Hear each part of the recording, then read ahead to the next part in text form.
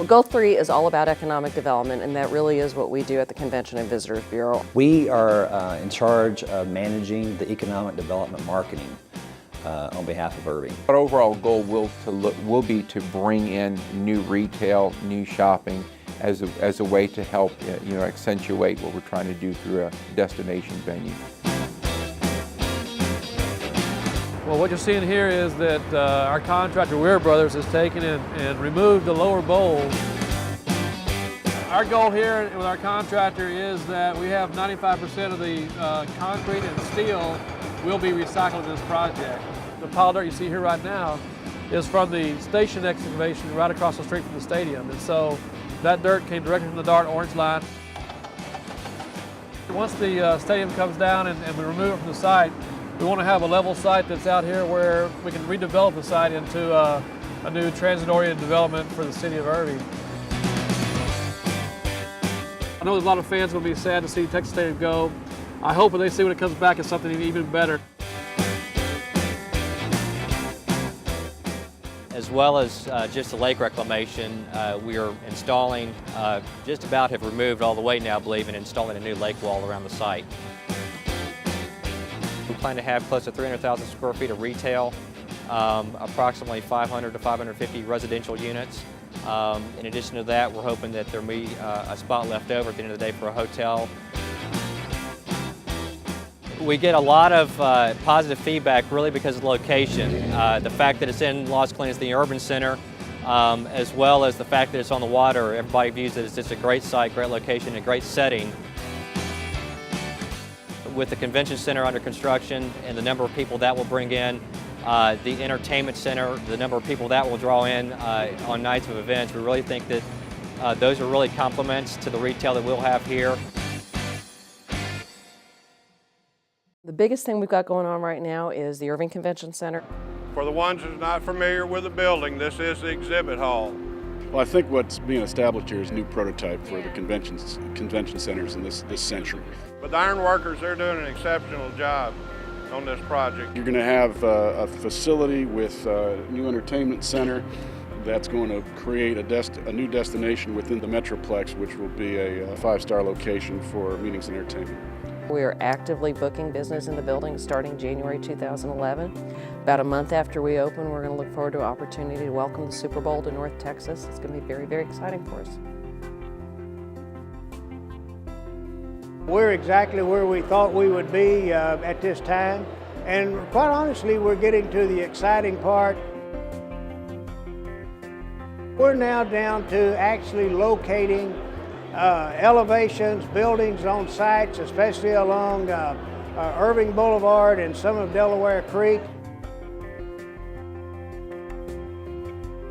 Just a beautiful project there by the Senior Citizen Facility on Delaware. You'll see a couple of new projects along Irving Boulevard and possibly the start of a shopping center over off of O'Connor. The destination venue is what we're after. We have already begun certain implementation initiatives. We are engaged in certain streetscape enhancements, facade improvements. That would have a mix of retail, shopping, offices, taking the waterway out front and creating into an actual feature within the landscape. The Jack in the Box, it's one of our recent additions, welcomed recent additions along Irving Boulevard. Increased landscape out front, and we have outdoor seating. We have the new commercial development standards. The new marketing center was set up by the city so that we can visit with local business owners as well as prospective developers coming in from the outside to share with them the vision that we look to achieve along Irving Boulevard over the next 15-20 years.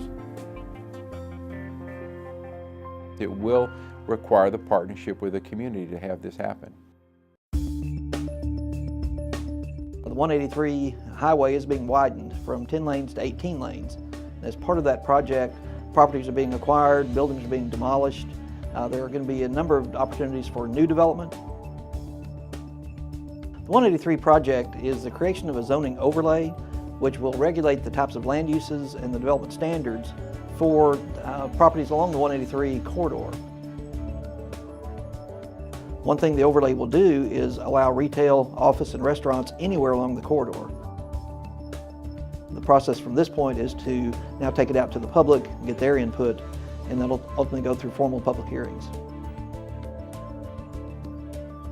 What goes in the future will meet a higher standard than what we've seen along the corridor for the last 50 years.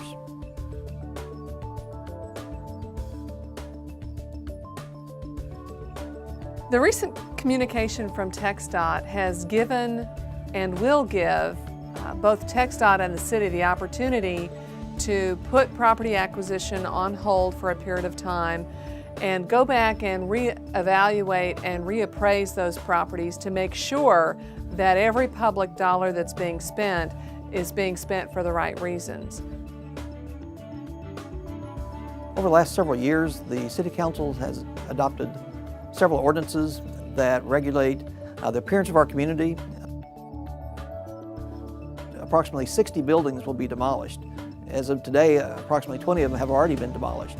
That does create an opportunity for new development on each of those newly created vacant lots.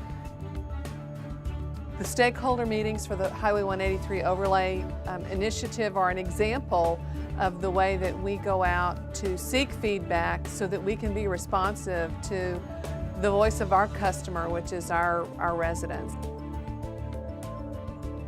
Buxton was able to take our information here in Irving with 4 target areas throughout the city and match that information to what the retailers are looking for when they move to our city.